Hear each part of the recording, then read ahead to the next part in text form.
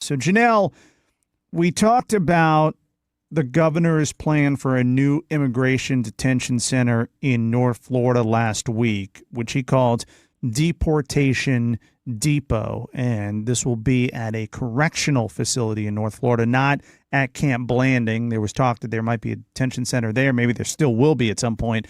But at the moment, this is going to focus on a correction facility. So then you had the Republican Party of Florida try to sell some merch based off of that idea, and that didn't go well. Nope. So I find it ironic that it was Home Depot that had an issue with this merchandise because it was similar to the Home Depot logo with that iconic orange square. And it said Deport Depot instead of Home Depot, the Deport Depot. And Home Depot raised an objection. They said, nope, you can't use our branding. This is not authorized. And so the GOP took it down. They're no longer selling this merchandise. The reason I find that ironic is because, A, Home Depot is known for its kind of conservative bent among its leadership. And then also Home Depot allows day laborers to wait for work in their parking lots.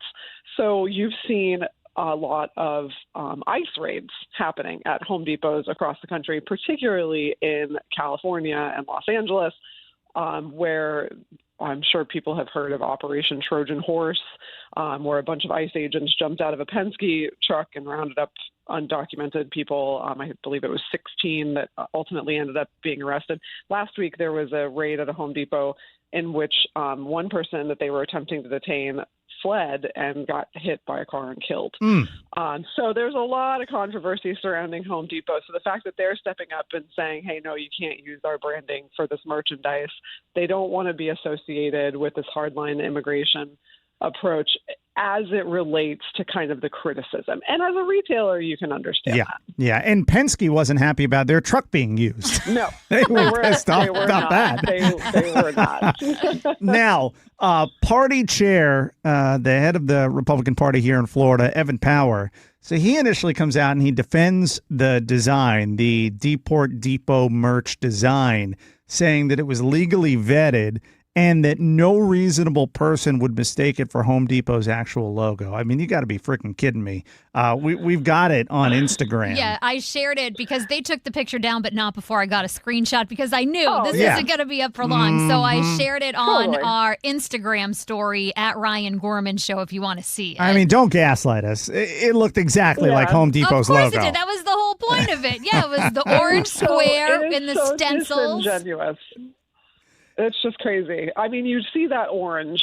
You know, if they had put it in a different color or something, maybe you'd have a leg to stand on there. But no, it was obviously meant to make people think of Home Depot and probably meant to think about the ICE raids. And this is their playbook, right? The GOP. The outrage is part of the point. It's part of the strategy. It's why they named Alligator Alcatraz. They want to be shocking because much like sex, shock sells. Yeah. And look, this is a fundraising tool. We've seen it time and time again, but I thought it was interesting. I keep going back to what the borders are. Tom Homan had to say, who was about as tough a person on immigration as you could possibly imagine. He said in front of the White House last week, he didn't like these names. He don't like Alligator Alcatraz or Deportation Depot or the Speedway Slammer or whatever else these different states are coming up with these days, because he's a serious guy on a serious mission when it comes to immigration enforcement, and he thinks this stuff it impacts the work they're doing. It puts a target on ICE's back, and it's not helpful. And I thought that was interesting because it's directly opposed to what we're seeing here in Florida, where, again, there's merch for all these different detention centers. And, the governor's made a big show of all of it. And maybe that's really how he feels.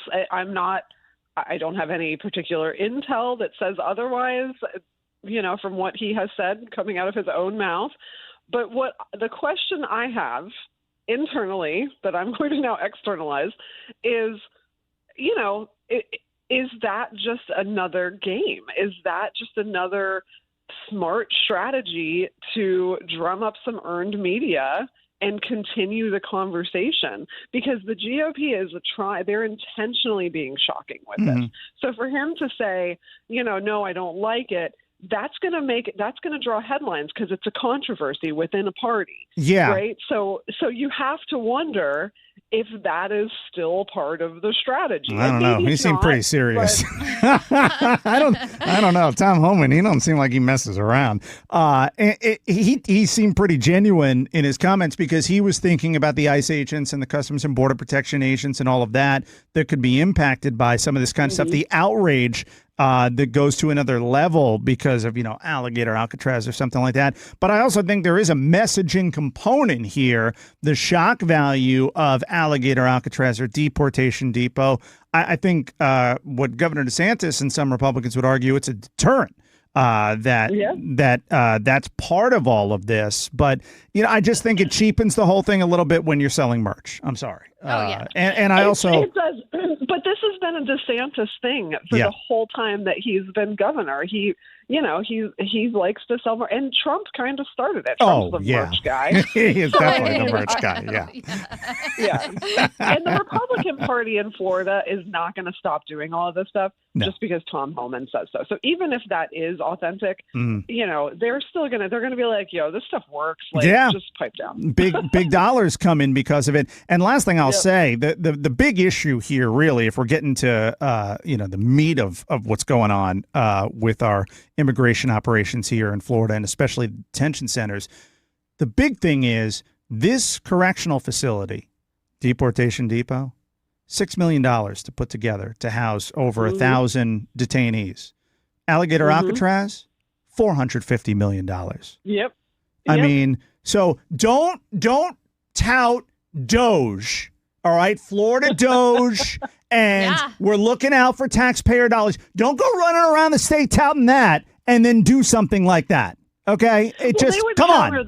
They would counter that argument by saying that by spending this money, they're saving more money because you're wasting taxpayer dollars on social safety nets for immigrants. I would counter it by that's always the argument, even though there's a lot of social safety net stuff that immigrants do not qualify for if they don't have a social security card. So I would counter that by, I don't have a problem with detention centers being built.